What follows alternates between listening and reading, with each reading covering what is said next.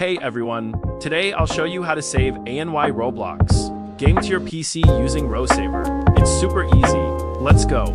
Scroll to bottom, click download RowSaver. Waiting. Drag the downloaded zip to desktop. Open zip, extract folder to desktop.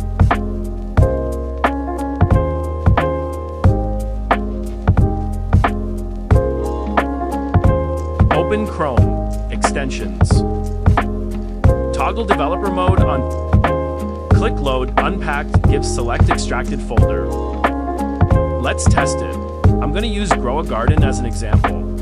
First, copy the place ID from the URL up here. Now open RowSaver, paste that ID right here. Click Save Game. And watch this, it's already downloading Wheat. While that finishes, I'll open Roblox Studio. File open ... and we'll grab that file that just downloaded. Look at that, Grow a Garden file right here. Double click and oh snap, it actually works. Full map, all the scripts, everything's here.